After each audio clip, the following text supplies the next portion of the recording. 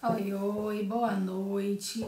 Primeiro espero encontrá-los todos bem, todos com muita fé, com muita paz, com muita saúde, acreditando que esse momento de pandemia vai passar. E hoje o nosso encontro aqui, mais uma vez, pela Comissão de Direito Eleitoral da OAB da 12ª Subseção de Campos Goytacazes, para a gente conversar um pouquinho sobre um tema mais que atual, que é fake news nas campanhas eleitorais, desculpa. Quem estará conosco hoje é o nosso amigo, o advogado Rafael Najimi, que foi advogado, procurador do município de São João da Barra, é ex-assessor do ministro do STF, Tribunal Superior Eleitoral, membro do Instituto Brasileiro de Direito Eleitoral e, acima de tudo, um grande amigo com quem trabalhei, com quem tive a honra de trabalhar em conjunto assim que comecei minha carreira. Então, deixa eu chamar aqui o Rafael para começar conosco. Só um minutinho. Enquanto o Rafael entra aí, então, o nosso tema é um tema bem instigante. Vou dar uma boa noite aí para o doutor Gustavo Quintete. Boa noite, Rafael. Boa noite, Priscila, tudo bem? Me escuta bem? Eu te escuto, você me ouve bem? Ouço bem. Rafael, muito obrigada pela gentileza de você aceitar de pronto o nosso pedido aqui da Comissão de Direito Eleitoral. Além de um excelente profissional, a quem tenho muito orgulho, a quem acompanho o trabalho e tive a honra de começar minha vida profissional com você, né? Também trabalhamos juntos, atuamos juntos Sim. no direito eleitoral. Dá uma boa noite aí para Carol, que eu já vi que entrou, Milena, a Marcela, que também faz parte da nossa Comissão de Direito Eleitoral. E iniciar o tema, porque o tema é muito instigante, né, Rafael? Você já até teve a oportunidade de falar um pouquinho sobre ele aqui na OAB Campos, né? Com uma outra comissão. E, em primeiro lugar, a gente tem que definir o que é fake news, né? Exato. Acima de tudo, o que é fake news? Porque todo mundo fala, fake news é notícia falsa, fake news é divulgar matéria não verdadeira, e não é bem assim, né? Fake news para quem trabalha com direito eleitoral, a gente já está bem acostumado, bem familiarizado com o tema, porque a gente vive muito isso, né? Mas o fake news ele começou a ser bastante divulgado, sobretudo nos Estados Unidos, na campanha do Obama, mas ganhou força mesmo de 2016, se não me engano, que foi a do Trump, né? E o termo foi usado para tratar de aquelas notícias, né, que eram divulgadas, as desinformações, né? E aí eu queria que você falasse um pouquinho sobre isso, sobre essa questão do que é de fato um fake news, que é um conceito importado para o Brasil, mas importado, no meu sentir, inclusive numa forma literal de tradução e não, na verdade, no que realmente é. Acredito que a partir desse momento, de agora, que estamos até adotando realmente o que é o fake news, né? Sim. Então, bom, primeiramente, obrigado. Primeiramente, queria agradecer, né, agradecer o convite, realmente agradecer ao AB novamente. Da outra vez eu abordei o adiamento das eleições e falei dos eventuais fake news, etc., no adiamento, né? Na propaganda. Então foi só um, como é que eu vou dizer, foi de passagem. Então eu queria agradecer, parabenizá-la pela iniciativa, dizer que nos conhecemos realmente há muitos anos, que é uma honra por essa iniciativa que está trazendo muita gente, muitos queridos amigos também, né? Como semana passada você trouxe, vai trazer outros. Não vou falar o nome porque senão poderia faltar algum e ficaria chato. Mas assim, trazendo grandes juristas do Brasil para abrilhantar e nossos conhecimentos. E agradecer poder fazer parte disso, dizer que trabalhamos juntos realmente, né? Ótimos tempos corridos, né? E de eleições bem tumultuadas. Bom, sua ponderação inicial é importantíssima, porque realmente a gente começa a discutir fake news. Eu preparei um roteiro para tentar não me perder muito, mas dentro do que a gente for conduzindo, eu vou adaptando. E vocês acertou, lógico, porque conhece o tema, exatamente o primeiro problema. A gente começa a debater fake news sem saber news. Então isso é um problema sério. A gente começa a importar uma tradução literal e transformar coisas que não são fake news em fake news. Bom, eu vou retroagir um pouquinho na era Trump e para falar sobre o tema, já antecipando que ele não é um tema de internet. A gente fala e realmente a gente começa a debater longamente na internet, mas fake news é um tema anterior. Na eleição, para a gente ficar no processo eleitoral, vou usar alguns exemplos que as pessoas vão lembrar. Jornais fraudulentos, que eram é muito comum em municípios que não tem principalmente veículo, rádio e televisão, só tem retransmissoras, não tem geradoras de sinal. Então as pessoas espalhavam aqueles jornais com notícias com calúnias ou atribuindo crimes ou difamações e botavam uma mente embaixo de portas, espalhavam em praças. Isso era muito comum. Os folhetins nas vésperas de eleições também. Isso, na véspera do pleito. Na véspera do pleito era uma festa, dizendo que o candidato estava cassado. E aí o candidato não tinha tempo de rebater. É lógico que a internet potencializou ao infinito. Né? Mas o boato, a maledicência, a mentira, que prejudica, porque nós vamos ver que o conceito tem essa necessidade, ela foi potencializada e ganhou as discussões com a internet. Não é um conceito simples, nós não vamos esgotá-lo hoje. Tem pessoas estudando há anos e anos, né, no mínimo uns 5 anos, né, dos efeitos da política americana, depois no Brexit, no Reino Unido. Se debruçando sobre isso no mundo inteiro e não se chega a um conceito unívoco porque não existe. Então nós vamos tentar dar um panorama para realmente acabar com essa confusão que você disse, desse tema, desse nome importado. E o problema começa no nome, realmente. Ele se popularizou, muita gente vai lembrar, quem acompanha, se popularizou realmente na eleição do Trump. Né? Existem muitos nomes, eu não gosto de nomes importados, mas tem alguns casos que a gente não tem como não adotá-los. Né? E existem nomes que possuem conceitos enormes, eles trazem uma definição. Você vai escrever artigos ou até livros, então os alemães são muito bons nisso. Um nome você tem, às vezes, um livro para explicar aquilo. Enfim, mas com a fake news aconteceu um problema. Ela é um nome que acabou virando sinônimo do instituto, mas realmente ela não traduz de maneira, eu diria, adequada o Instituto. Trump popularizou porque tudo para ele era fake news, e aí ele, ao popularizar o nome, ele popularizou a confusão. É célebre vou dizer, a agressão verbal que ele fez a um jornalista, porque o nome é esse, ele chamando um jornalista, isso tem na internet, você é um fake news durante a campanha. Pô, ninguém pode ser um fake news, né?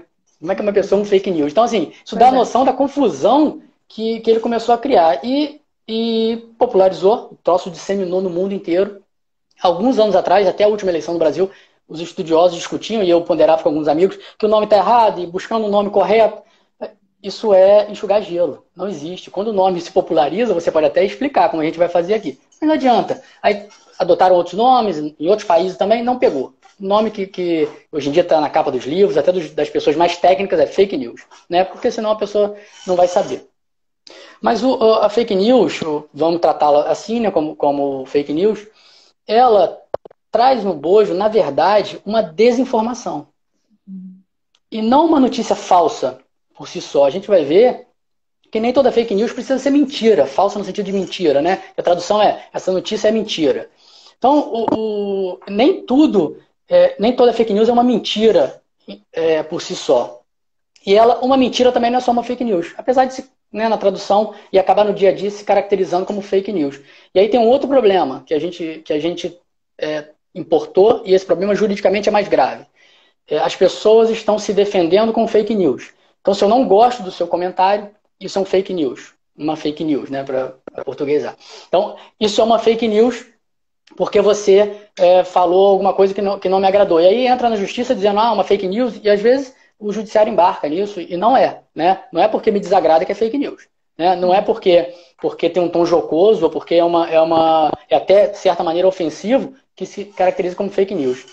Eu gosto de 3 características que tem que estar presentes, e aí vou dar o nome do professor Diogo Reis, que é do Brasil, é um dos grandes especialistas em fake news, viaja o mundo, falando e estudando sobre fake news já há muitos anos, né? Quando a gente ainda nem estava começando a debater o tema. Ele traz 3 requisitos que também não são suficientes para matar a definição, como ele mesmo gosta de dizer, que é uma questão falsa, um dano e uma vontade de enganar. Por quê? Por que isso? Falso não necessariamente como mentira, como eu disse. Então, uma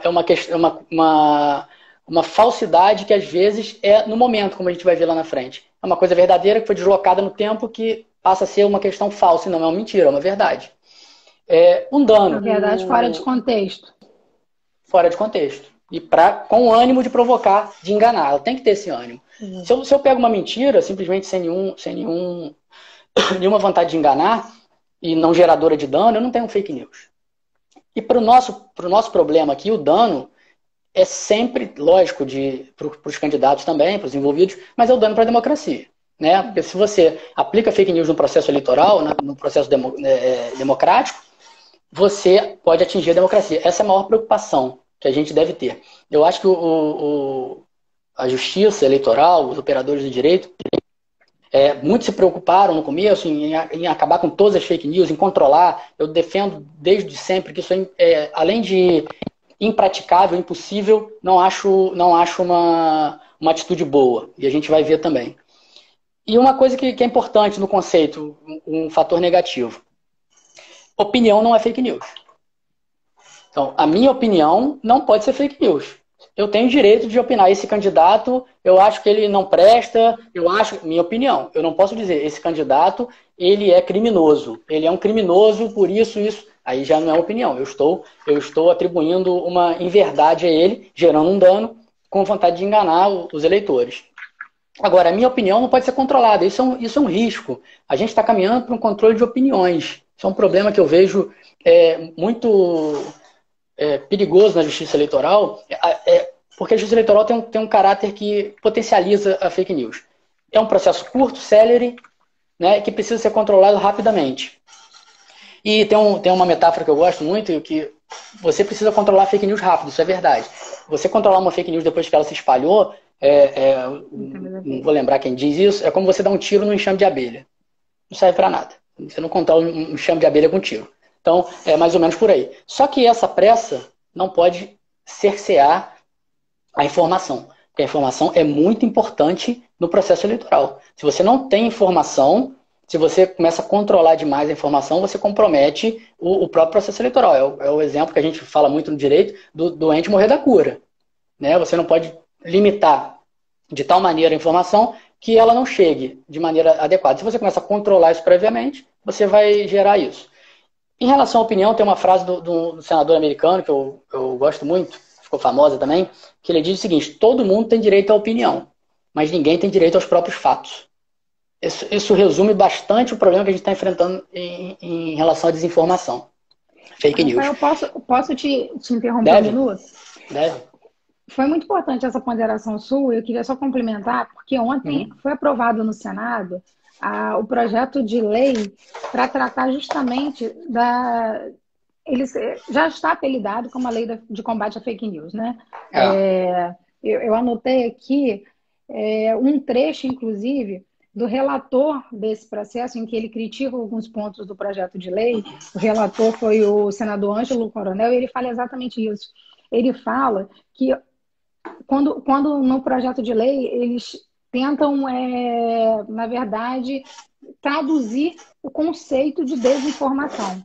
E aí ele fala uma coisa importantíssima, que é exatamente o que você falou. Ele diz assim, a atividade de rotular determinada informação como falsa é em si uma manifestação de opinião, a opinião do verificador. E não nos parece seguro estabelecer que alguém possa, numa atividade de emitir opinião, classificar determinado conteúdo como desinformação ou não. Principalmente porque, como dito, não nos parece possível estabelecer um conceito desse fenômeno sem oferecer risco à liberdade de expressão. Então, eu acho que caminha no mesmo sentido. Sim. A gente está com um projeto que foi aprovado ontem, que já caminha sim, para a Câmara de Deputados, né? sim. E que tenta rotular o que é a desinformação, É, justamente emitindo opinião. é um problema, o projeto em si, né? Eu não acho, não tenho uma crítica ao projeto, a ideia de tentar uma solução, né? Sim. Lógico. Mas concordo com a crítica. O projeto eu acho que ele é necessário, é urgente, né? Mas eu acho que os envolvidos vão dizer que não. Eu já ouvi várias entrevistas de envolvidos, estou dizendo pessoas sérias, sem ser opinião técnica. Eu acho que houve pouco debate para um projeto tão sério. A União Europeia está debatendo isso há muito tempo e não chegou a um consenso ainda. Porque você controlar, o que você pontuou, você controlar a informação, talvez é mais perigoso do que a disseminação de fake news. Talvez, Sim. não tenho certeza que seja. Na história da humanidade, a gente tem que olhar a história, né? A história não se repete de maneira igual, mas ela é cíclica em muitos casos. Nunca deu certo o controle da informação. Eu não conheço nenhum estado, nenhum momento da história onde o controle da informação, por mais bem intencionado que tenha sido, fazendo já a ressalva do momento, acho que a lei é necessária, a discussão, enfim, mas acho que tem muitos pontos na lei complicados, realmente. Acho que o controle prévio é um deles, o controle prévio que eu digo assim, essa rotulação de dizer o que é e o que não é, até porque não vão conseguir, né? É impossível, né? Você rotular, nós vamos dar alguns exemplos aqui que isso fica claro. E mais, você criar um órgão que vai controlar isso. Isso, para mim, ontem teve uma votação, teve algumas emendas, já vai voltar. Confesso que eu não li de novo, foi ontem à noite, já hoje não tive tempo de ler como ficou o projeto, a tentativa, né, de O mudança. Mas, substituto. enfim, existe um órgão de controle, isso não funciona. Quem diz o que é verdade? Foi o que ele perguntou, que todos nós estamos perguntando. Quem vai dizer o que é verdade? Né? Você desinformar, desculpa, você impedir que a informação chegue, é uma forma de desinformação grave. Controlar a informação é muito perigoso. E aí é uma crítica que o projeto traz boa e para discussão quem controla a informação hoje? E quem controla a informação? A discussão é salutar. Os grandes, por exemplo, para usar um exemplo hoje, o Google ele pode decidir o que a gente lê. Né? Ele pode decidir que um fato não existe, por exemplo, para ser bem caricático. Se o Google resolve dizer que um fato não sumiu com ele da internet praticamente, porque é praticamente um monopólio, só quem buscar muito vai achar aquele fato. Então, assim, e quem controla isso? Né? Quem controla? Tem que ter. Nós temos os checadores, né, não oficiais, isso eu acho um serviço importante que surgiu, né, com a internet. São grupos, alguns sem fins lucrativos, outras empresas mais organizadas, outras até empresas ONGs, enfim, que controlam, checam a informação, não controlam, checam, dizem, isso parece falso por isso. Isso não impede que a informação chegue, ele não tem esse poder, né? Então, realmente, eu acho que é uma discussão ainda necessária e não concordo também com esse conceituação, não concordo porque eu não consigo achar, né? Humildemente seguindo outros que são muito mais dedicados ao tema do que eu pelo mundo inteiro e E não conseguiram achar um conceito. é interessante, Diga. Rafael, alguém aí falou na pós-verdade, porque não tem como você falar de fake news sem falar na pós-verdade. Por que Sim, acontece? Quando a gente tem os fatos que perdem solidez, as pessoas passam a construir sua própria verdade. Eu sim. acredito naquilo que me oferece o conceito que eu quero seguir, Sim. né? Esse, Então, esse, esse é um fa... o que é verdade para mim pode não ser verdade para o outro. Então, se a isso informação é um que vem para mim, fator. né? Se a informação que vem para mim é o Sim, que eu quero, automaticamente é verdade. Agora, sim, se a informação que vem para mim não é o que eu quero, ela passa a ser rotulada por mim como uma informação falsa, como uma sim, desinformação. Então, sim. é Isso é um, fa... complicado você isso é um fator. estabelecer um. Mas eu acredito que esse fator aí que está o problema, me antecipando um pouco, eu acho que o subjetivismo, o Estado não pode entrar nesse subjetivismo. Sim. Né? O Estado não pode. Se eu quero acreditar, tem até uma chat que começou na Argentina e chegou para o Brasil agora, recentemente, foi traduzida, mas começou lá. Era um senhor olhando uma coisa na internet e ia provavelmente um filho atrás falando, mas isso é fake news. Mas é exatamente o que eu acredito. Quer dizer, é mais ou menos traduzindo o que você Exato. falou aí. É verdade, é o que eles chamam de viés de confirmação. Os estudiosos chamam de viés de confirmação, que é um agravante, mas é aquela história para traduzir bem, eu gosto desse termo, pregar para convertido. Né? Aquilo é o que eu quero ler, eu vou buscar aquilo, eu vou buscar Sim. aquela informação, eu não estou me importando com aquela verdade. O Estado tem que controlar, o Estado, a sociedade, melhor dizendo, os danos gerados por isso, não o fato em si. Porque, por exemplo, se eu quero acreditar que a Terra é plana, eu posso controlar, não estou entrando em debate de viés político, mas me parece que há muito tempo a gente chegou a um consenso científico e não foram apresentadas provas em contrário, mas tem grupos enormes no mundo inteiro acreditando que a Terra é plana. Eu posso controlar essa informação se ela não está gerando nenhum dano, nenhum tipo de prejuízo? Será que o Estado pode? Não, não pode. Essa verdade é objetiva, me parece uma verdade objetiva com respeito a quem pensa o contrário. É uma verdade objetiva. A Terra é plana. Eu posso controlar essa verdade? Quem defende que sim, pode. Então eu vou tirar essa informação. Se um dia eles provarem que a Terra é plana, né? A gente não acredita nisso, mas como é que eu tiro essa informação? Estou usando um exemplo um pouco caricático, mas tudo hoje vira política, né? Não estou falando de política não, tá? Estou falando de... Não é uma crítica política. Mas essa informação é controlável? Eu acredito que não. Mas a pessoa que vai buscar essa informação, ela vai atrás de um viés de confirmação. Né? Ela vai atrás de ouvir o que ela quer, como você falou. Ela só acredita e só quer buscar essa informação. Tá? Então, assim, isso é fato. Esse tipo de pessoa que acredita nisso, a meu sentido, os estudos ainda são muito... As pesquisas são muito incipientes ainda. Traz pouco reflexo para a eleição, porque ela já acredita naquele candidato, ela já vota naquele candidato. Ela não quer nem confirmar nada, ela quer quase é o que a gente chama de viés de confirmação, mas ela quer quase quase um prazer ler coisas contra o seu adversário e a favor de quem ela acredita. Então, é um grupo que não gera, acredito, tanta preocupação, mas, lógico, a informação não é seletiva, ela atinge a todos, então a informação é verdade. Existe um grupo que vai para a internet e vai para o WhatsApp para buscar a confirmação do que ele acredita, né? E é aquela história que a gente está vivendo um momento muito de sim e não, né? Então as pessoas gostam de uma coisa e só querem saber daquilo, né? A gente está vivendo um momento binário, né? Como alguns falam, sim e não. Né? Um ou dois, verde e amarelo. Não tem Você não tem meio termo. O meio some. E em relação a fake news, voltando, um complicador, um minuto, nós temos alguns fatores só para concluir a questão do problema, que as pessoas, como você falou, acreditam muito que fake news é uma mentira clara, que eu olho aquilo é mentira.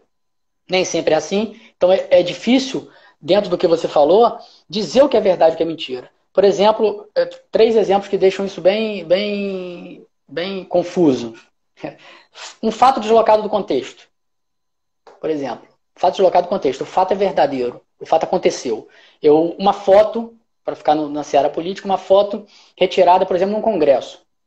Um candidato está num congresso, alguém vem e tira uma foto com ele. Isso é comum, você está lá, acabou de palestrar, desceu, a pessoa tira a foto e tal. Acabou, foi embora.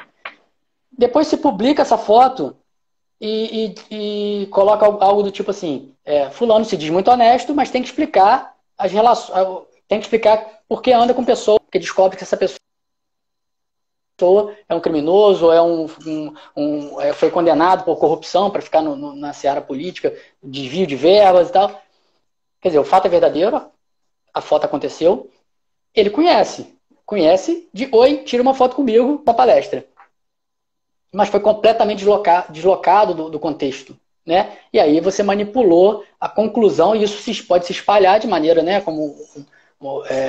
de maneira como a internet consegue fazer. Então, isso seria quem controla essa verdade. Né? Tem que ser controlado depois. Mas e antes? Quem vai controlar? Quem vai mandar não tira isso do ar? Né? É delicado. Né? Tem que ser controlado, tem que ser comprovado os fatos, mas é difícil você controlar a prioristicamente. Um outro problema. Um fato antigo transportado para o presente. Isso é muito comum em política. Uma foto, um almoço na casa de alguém, e aí eu tô lá, o candidato tira uma foto, tá almoçando com fulano, depois eles viram desafetos, por N motivos, e aquela relação prejudica o candidato, a prefeito, para ficar numa eleição municipal. E aí joga essa foto na internet, espalha de novo, fala, fulano diz que prega a novidade e tal, mas almoça com ciclano. Almoça quando? A gente não sabe. É mentira? A foto não é mentira, o almoço não é mentira, ele almoça com fulano, mas ele não almoça, ele almoçou com fulano. Né? Ele almoçou há 5 anos atrás, há 3 anos atrás. Isso tem que ser repreendido se o candidato, se houver um prejuízo, um dano? Tem. né? O candidato pode entrar, ou o cidadão entrar dizendo, ó, nesse contexto isso é um fake news. É uma notícia falsa no contexto, é uma desinformação. Ele está fazendo crer nos eleitores, e aí o dano, que eu me filio a essa corrente antiga que eu combato hoje em dia. Olha que problema. E, na verdade, não tem praticamente mentira, né? É uma manipulação da verdade. Uma manipulação da verdade. É um falso porque ele é falso, porque no contexto aquilo é falso. Você trouxe para um momento atual sem explicar, você não mentiu. Ele almoça, né? Já teve almoço, mas não hoje em dia. E o outro que é pouco explorado e que acredito que vai começar a surgir também é a desinformação positiva. Quando a gente fala em fake news, a gente sempre pensa assim, calúnia, injúria, como eu usei os exemplos aqui, não, tá destruindo a imagem de fulano. Mas e a fake news positiva? Por exemplo, para ficar um exemplo, um candidato começa a espalhar que ele construiu 1000 casas, que ele construiu não sei quantas escolas, que ele reformou tudo, então ele fez nada no município. Fez nada. Ele foi uma administração péssima. Ele dizer que ele é o melhor candidato, isso não é controlável. Eu fui o melhor prefeito de todos esses tempos. Sinceramente, isso é opinião, né? Como a gente falou, não pode se controlar. Prove que você foi o melhor prefeito. No ranking da tal, você não é o melhor prefeito. Como a gente vê algumas ações absurdas, isso não existe. Isso é uma opinião. Agora, eu fiz 1000 casas, eu fiz 3 escolas, eu fiz hospitais e não fez nada, isso é controlável. Se alguém entrar na justiça e falar, isso é uma desinformação. Ele está desinformando positivamente, ele não agrediu ninguém. Ele está enaltecendo a sua figura, mas de maneira a desinformar o eleitor, que pode votar nele, achando que ele fez isso tudo, né? No município pequeno isso é difícil de controlar, mas no município maior isso é mais fácil de acontecer. E é uma desinformação positiva. Então, olha como é que o conceito é complicado. A gente dizer assim, não, fake news é isso, né? E ele é complicado e me parece ser quase como um horizonte, porque a tecnologia não para de evoluir. Nós temos há muitos anos atrás, eu ouvi uma entrevista que fiquei um pouco assustado, como a história está saltando, né, em termos tecnológicos. Isso agora é comum, não tão comum, mas já está acontecendo, que é a deepfake. Né? Deepfake eu estou conversando com você aqui e falo várias coisas, as pessoas pegam essa imagem e transformam minha palestra em outra coisa. Comigo falando, com a minha voz, com o meu gestual, com tudo, tudo igual, como se eu estivesse falando, e eu falando exatamente o contrário, por exemplo. E é difícil de se analisar e chegar, isso vai se dificultar cada vez mais com o tempo, né? Nós vamos ter que ter perícia daqui a pouco numa fala, né? E já é comum, a gente vê, é assustador, hoje em dia você vê assim, as pessoas vão se transformando em outras e falando com a mesma voz, falando coisas completamente diferentes. Como controlar isso? Como controlar o dano que isso pode gerar? Né? Então, assim, o controle da fake news... Desafio. É um desafio. É um desafio que não vai ter solução sem o apoio do receptor. Sim. E a gente pula para a solução do caso, né? Não vou dizer a solução, mas para um dos agravantes que está envolvido na solução. Primeiro, o viés de confirmação, a gente falou, que é um agravante, é perigoso, porque a informação não é direcionada, mas se ela fica, por exemplo, num grupo de WhatsApp fechado, onde todo mundo vota naquele candidato, o dano, é lógico que se alguém conseguir provar isso na justiça, se ela gera um dano para o outro, ela é punível, tá? Não estou dizendo que não é, nem é controlável. Mas o reflexo para efeitos de estudos de ciência, ele é pequeno, ele é menor. Né? O segundo é a pressa em acreditar. Esse é uma era, a gente está vendo a era da pressa, mas não é uma coisa típica de internet também, não. O Daniel Kahneman, né, não tenho o nome que eu sou bom de milagre e ruim de santo, que eu brinco com meus amigos.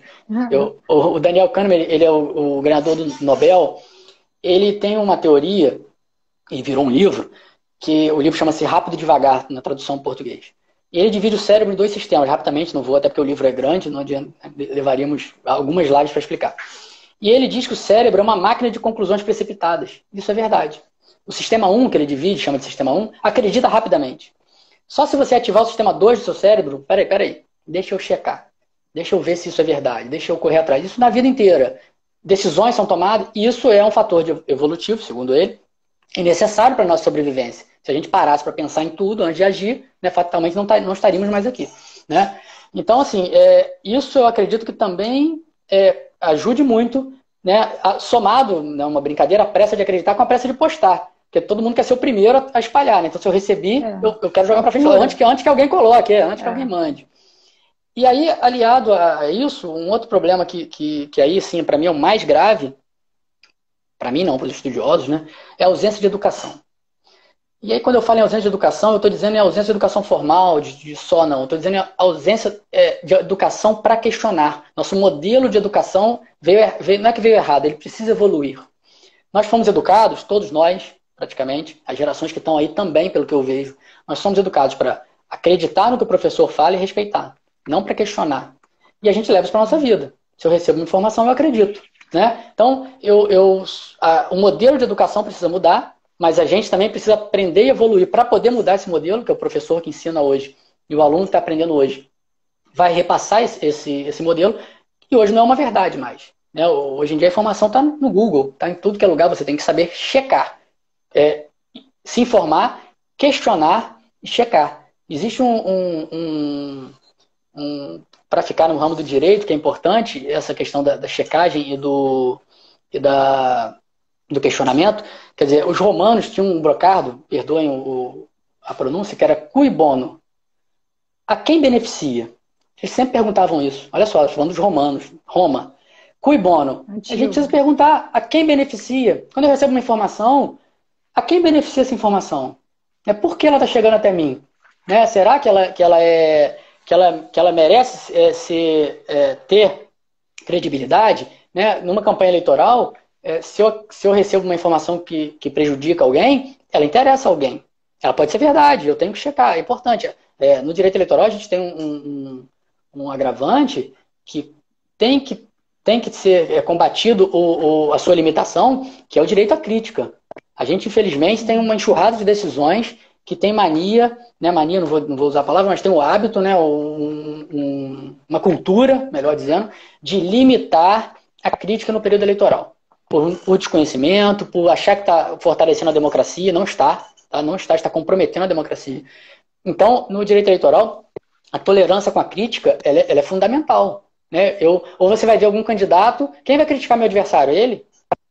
Não, tem que ser eu. A crítica é necessária. Eu vou criticar meu adversário, lógico, uma crítica verdadeira. Uma crítica que, ainda que possa prejudicá-lo, mas é uma crítica que se destina a dizer que ele não merece ser escolhido. Eu não posso falsear, como a gente falou. Eu não posso deslocar as coisas da realidade. Agora, eu posso perfeitamente, devo até, criticar e dizer porque ele não merece ser um administrador, inclusive na esfera pessoal. O direito eleitoral tem essa tolerância necessária. Críticas que não são aceitas pessoalmente são aceitas no eleitoral. Por exemplo, questões envolvendo família.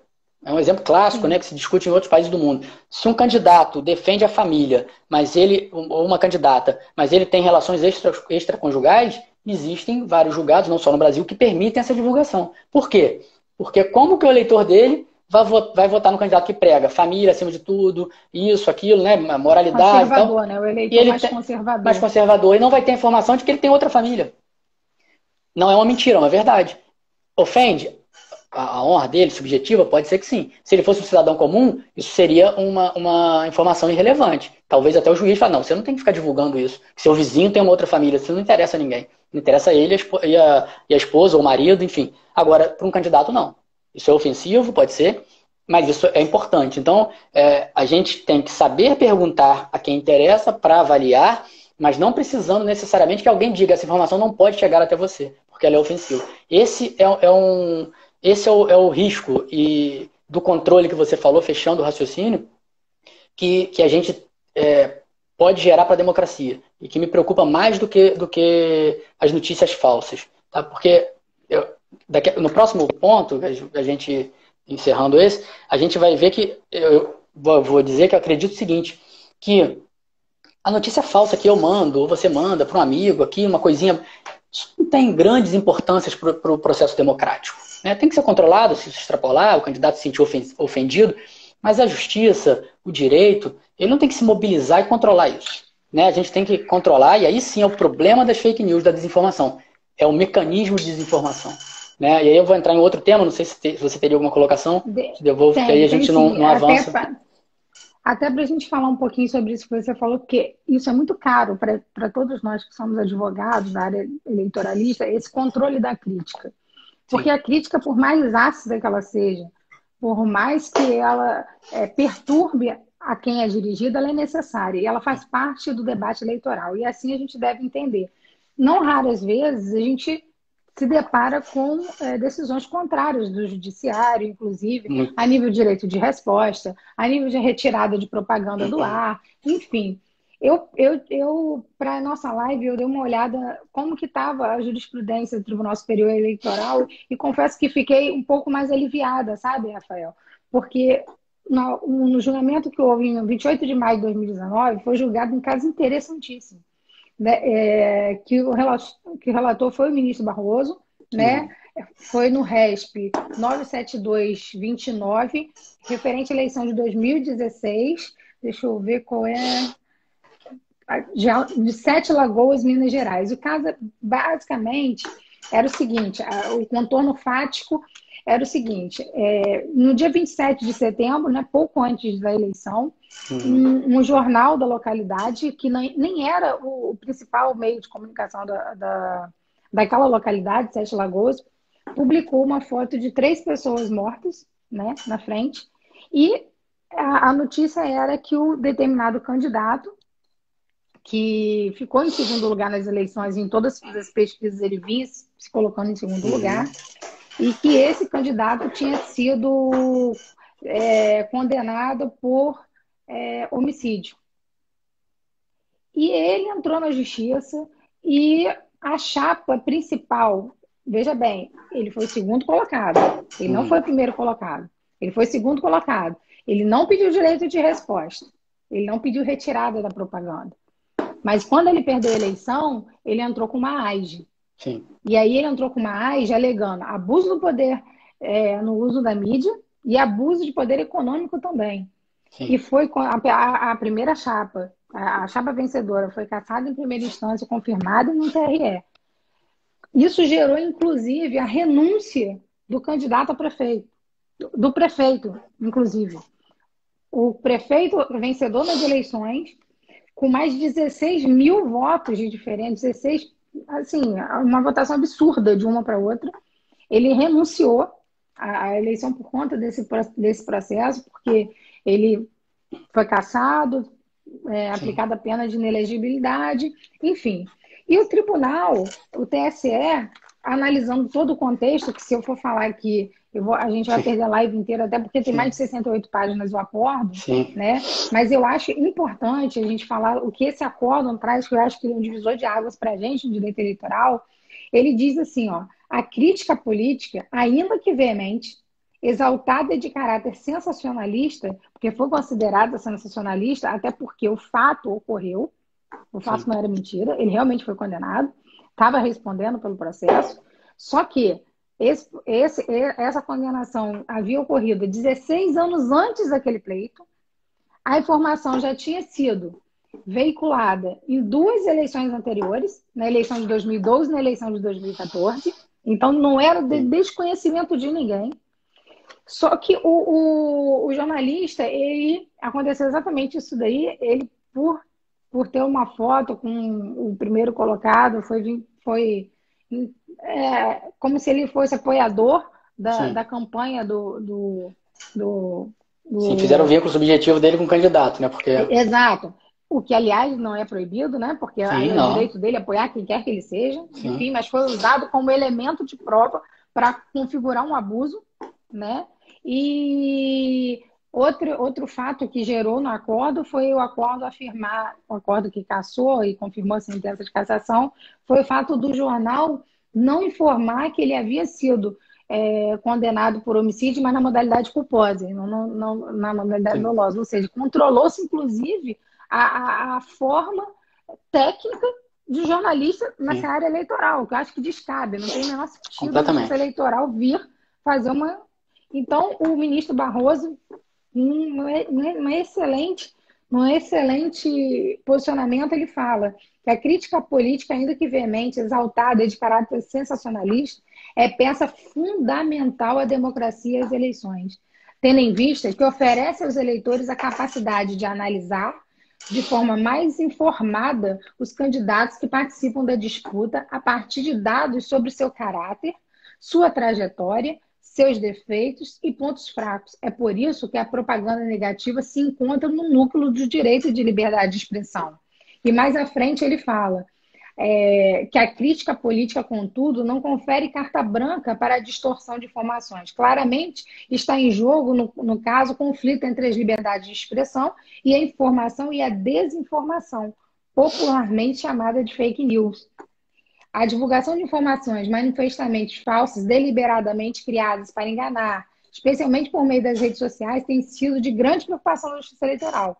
Tal apreensão é fundada diante dos riscos de que tais notícias venham a se disseminar em curto período de tempo e influenciar indevidamente o resultado da eleição. Então, o que ele fez? Ele considerou que a crítica foi sensacionalista, que o jornal, de fato, ultrapassou os limites desejáveis, mas ele trouxe para o contexto fático. Sim. E ele viu que mesmo aquilo ali, naquele momento, ele não resultou em nenhum prejuízo para o processo eleitoral.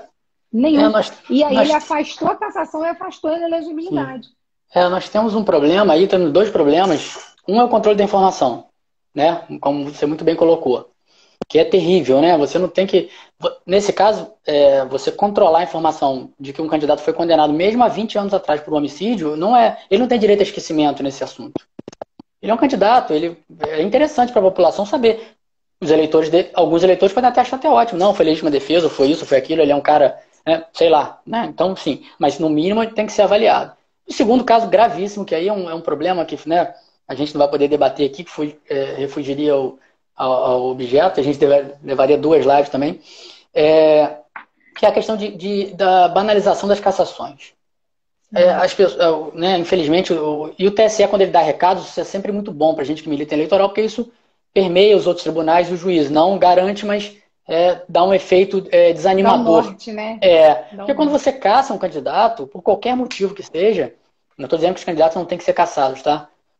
Se houver motivo e for inevitável, tem que ser. Mas num caso desse, por exemplo, eu não consigo nem a gravidade para decidir uma eleição de uma matéria, né? E normalmente não tá delimitado no acordo. Diz, o fato é grave o suficiente e beneficiou o adversário, caso. Quando você caça um candidato, você está afastando todos os votos contrários e favoráveis. Você está tirando o debate do mundo do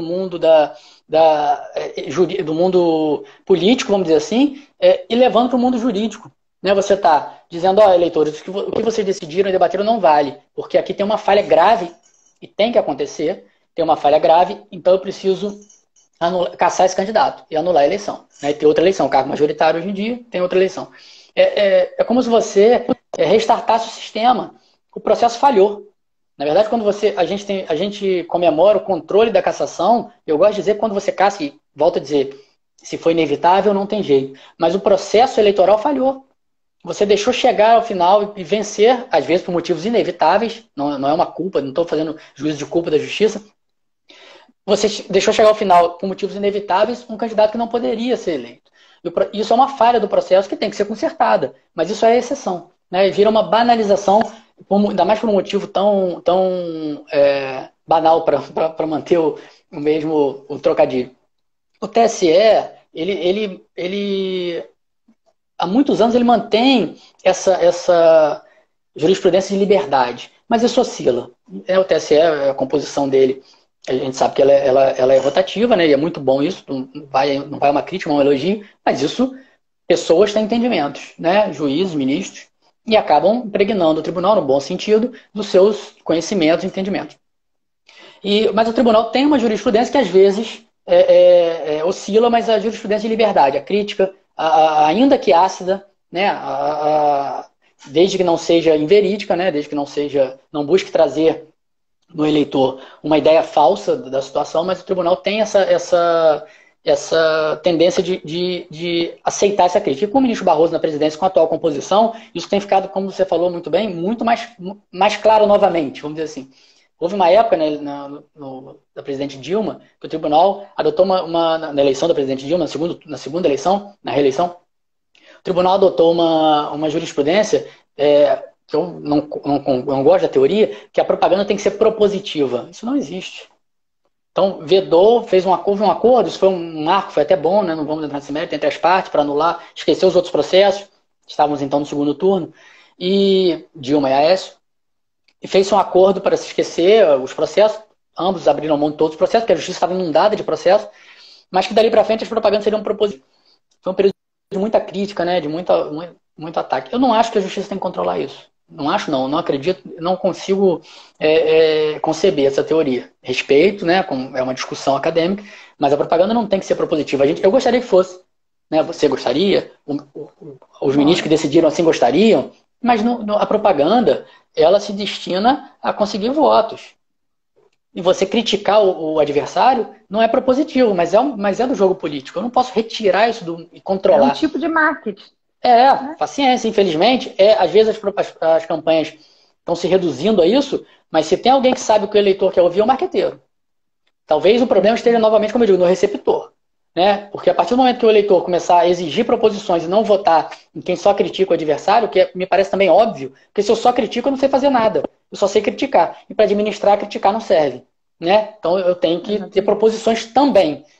Mas isso é um controle do eleitor. Não cabe a justiça controlar de maneira nenhuma esse tipo de informação. Acho que aí a gente entra num terreno perigoso, porque quando você controla a informação em uma eleição, você controla o resultado da eleição. Isso é mais perigoso que um controle normal de informação, vamos dizer assim, no dia a dia. Até porque a eleição é rápida, a propaganda é curta no Brasil. Né? Então infelizmente, esse controle eu não acho que seja saudável. Né? Agora, a gente tem que controlar... Já era curto, né?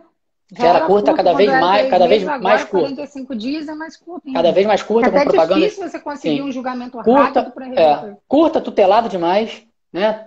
Tudo não pode, o candidato fica enlouquecido ligando, você sabe disso, né? Tem uma advocacia eleitoral atuante. A gente fica respondendo consulta o tempo todo, de colegas ou de advogados.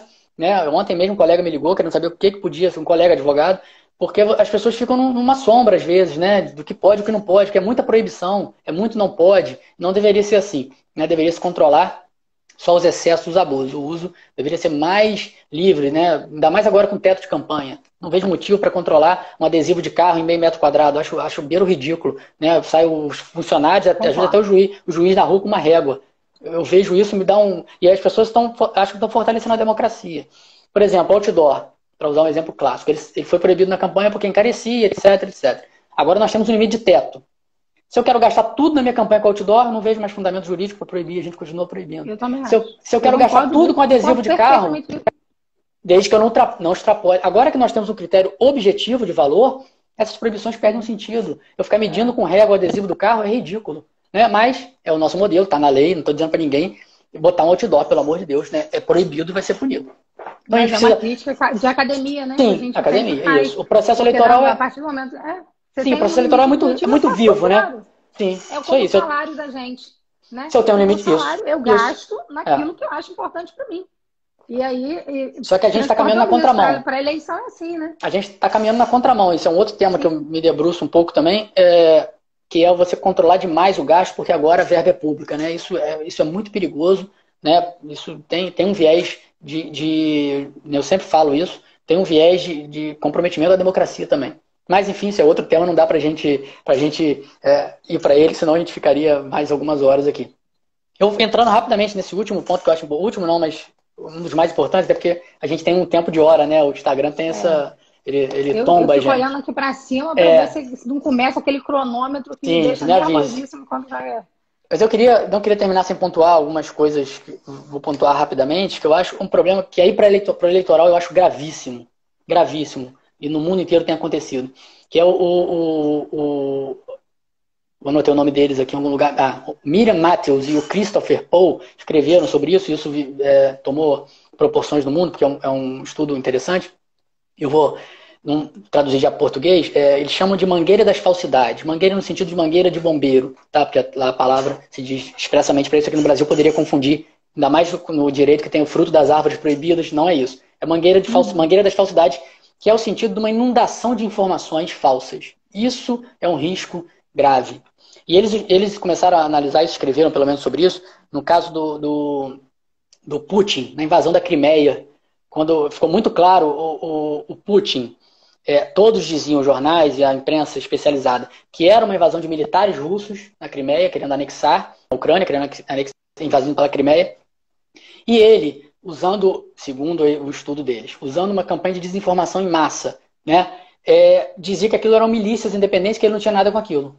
Então, assim, criou-se uma desinformação, uma confusão, onde todo mundo dizia que era e ele inundava, principalmente, né, a região dele e a quem interessava politicamente, o mundo inteiro também, lógico, né, com uma desinformação. E aí eles apresentam alguns critérios interessantes, que as informações são desconectadas, pouco ou nenhuma verdade e difícil de checar. Isso é um fato grave, e eles trazem 4 características, né, traduzindo também livremente, tá? Me perdoem a tradução livre, o artigo está disponível online, quem quiser, na internet. Eles trazem 4 características importantes que eu acho que fazem muito efeito na eleição. Grande quantidade e múltiplas plataformas. Rápida, contínua e repetitiva. Sem compromisso com a realidade e sem compromisso com a consistência. Então, assim, é aquela inundação de desinformação que a pessoa fica achando que aquilo é verdade. E tem um objetivo. No caso, lá eram objetivos políticos em relação à Ucrânia, à Crimeia. Numa eleição, o objetivo é se fazer o melhor candidato ou destruir um candidato que está potencialmente apto a vencer. A gente viu isso, né? Os estudiosos viram isso na eleição de Trump de maneira muito sistemática, como você começou falando, né? E também no Brexit, né? Na separação do Reino Unido, onde inundou-se o Reino Unido de informações tidas como falsas que influenciaram, segundo os estudiosos, no resultado do Brexit. Então, assim, esse tipo e tem outros desdobramentos, né, de fake news, né, que um chama agora de guerra híbrida, que é outro problema, envolve movimentos de rua também. Então, assim, tem muitos desdobramentos, né, sérios, mas esse da Mangueira das Falsidades, para a eleição, é um caso grave. Por quê? Porque muitas vezes ela pode definir o resultado da eleição e pode ter forças até externas, como se tem a denúncia nos Estados Unidos de que teriam, isso seria, não há controle, né? São países do leste europeu pequenos, países do leste europeu pequenos que mandam para o país, né? Enfim. Mas isso tem que ser controlado de que maneira? Também com tecnologia.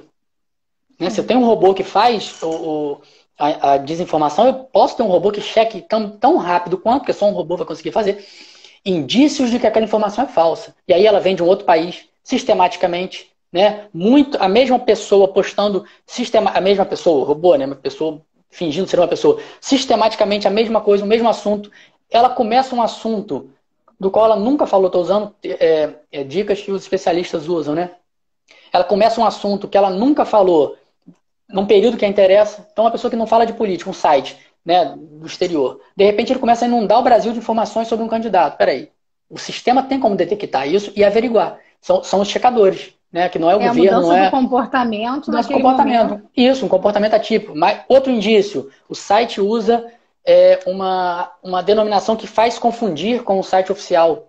Então a pessoa olha, você clica e fala, esse site aqui é o jornal tal, né? E aí você parece, mas quando você vai ver com cuidado, não é. Não é Jornal do Brasil, por exemplo, para falar de um jornal antigo. É Jornal do Brasil com Z, por exemplo. Muito rápido. É a velocidade da informação. Muito rápidas. Isso. Coisa assim, de 2 segundos que seria humanamente impossível. São robôs mesmo. Sim, milhares, né? Milhares de informações. São milhares de informações. Isso é possível controlar, e eu acho que é o que o TSE tem buscado com as grandes mídias, né? Com as próprias plataformas. Sim, e aí você já entrou numa das soluções que eu acho para tentar colocar, e a gente fica para o debate, né, nos minutos que faltam, que senão só apresenta o problema, né? Uma vez estava me pergunta qual a solução fácil. Eu só pego esses temas, né, que eu gosto, influenciam na democracia. E aí me perguntaram no Congresso, mas professor, qual a solução fácil? Não tem. Vou responder a mesma coisa, não tem. Se tivesse solução fácil, não estávamos aqui debatendo.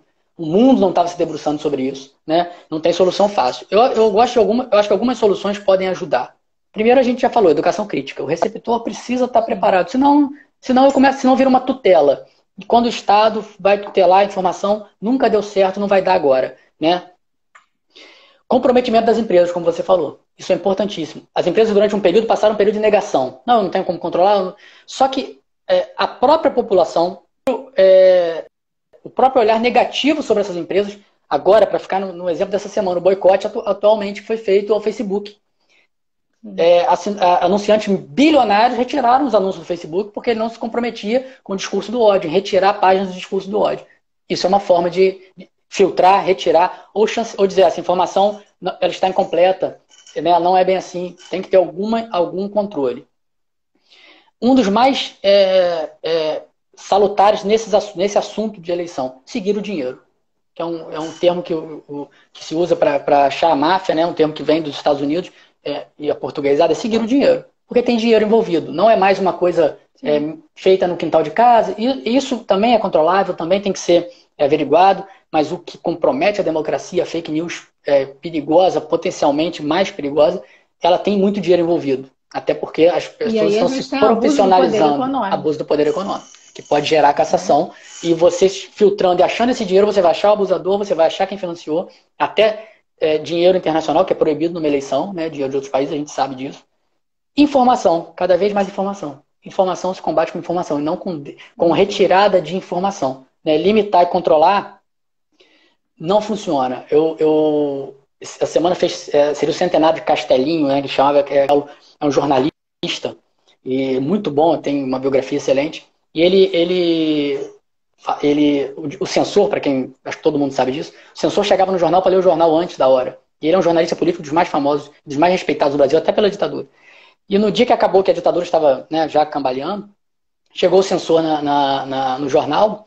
Isso, nós estou falando de Getúlio. Chegou o censor no jornal para ler o jornal, porque ele lia antes para liberar, né, de madrugada. E o Castelo disse, não, hoje você não vai ler jornal, se quiser ler, vai comprar na banca. O censor pegou a roupa, disse, eu vou, mas eu volto. Por que eu estou dizendo isso? Porque ele voltou realmente depois, né, não ele, mas outro censor, que a gente não pode aceitar abrir mão da nossa liberdade por censura prévia de qualquer órgão que seja. Não é. As melhores intenções não se justificam quando a gente está falando em liberdade de informação, principalmente. Sem informação a gente não faz nada de correto. A gente não consegue escolher, a gente não consegue guiar a nossa vida de maneira correta. A desinformação existe, é perniciosa para o processo democrático, é perniciosa para a gente, mas o receptor tem que se educar e estudar para saber o que é desinformação e se proteger dela. O caminho é difícil, é demorado, mas os aparatos de tecnologia e o Estado, mas principalmente a educação, acho que vão solucionar essa questão. Eu não queria finalizar sem dar essa solução, porque senão fica só o problema. E acho que daqui a pouco a gente pode ser interrompido. Queria agradecer a você, agradecer a todo mundo que participou. Mais uma vez, obrigado. Então, Rafael, eu vou só passar aqui 2 comentários que foram feitos, agradecer muito a presença também do nosso presidente, da nossa 12ª subseção que nos acompanha, e do Dr. Ricardo Alberto Pereira, do TRE do Rio de Janeiro, nos acompanha e fez uma colocação, dizendo o seguinte: a crítica é válida se mencionar fato verdadeiro. O que costuma bater às portas dos tribunais são as questões relativas à veracidade dos fatos citados. É aquilo que a gente realmente comentou, né? Sim, a crítica, por mais que ácida, é válida. O que a gente não pode permitir é que... eu penso, pelo menos, que a forma mais eficaz de controlar esse tipo de crítica... Porque, na verdade, crítica é crítica. E ela deve existir. Até porque se a gente se a gente perder a capacidade de criticar, a gente perde a capacidade de escolha também, porque a gente vai só receber. Então, eu acho que a crítica é válida. O que a gente tem que, na verdade, é combater o crime. É quando essa crítica passa de crítica para crime. Porque a gente tem isso também. E quando, quando ela não é uma crítica, ela se baseia em fatos falsos. Aí nós estamos falando da fake news. Né? O problema é quando se controla a crítica. E acontece. Não é uma crítica injusta, nem uma crítica dizendo os tribunais são assim, são assados. Não é isso. Acontece. Todo mundo erra, né? E acontece. A gente tem períodos, às vezes, onde o direito eleitoral, não estou falando do Rio, estou falando do Brasil como um todo, e alguns lugares, até hoje, que controlam a crítica. Né? Eu já fui despachar um processo uma vez, há muitos anos, e o desembargador, na época, né, falou: doutor, é verdadeiro, porque a gente levou a certidão, mas ofende, né? Vamos tirar. Quer dizer, eu tive que ir ao TSE para conseguir. É ruim, mas é um erro, não é uma crítica pessoal ao tribunal. Sim. Infelizmente, já começou esse cronômetro com 27 segundos aqui. Agradecer o comentário da Marcela Carvalhais, que é membro da nossa comissão, que fala também que concorda com os nossos posicionamentos e está aí, dizer que a nossa live vai ficar salva. dizer que temos um amplo calendário de lives. Amanhã Sim. estaremos com o doutor Luiz Paulo Viveiros de Castro para falar sobre registro e a reforma, e te agradecer mais uma vez pela gentileza de ter aceitado o nosso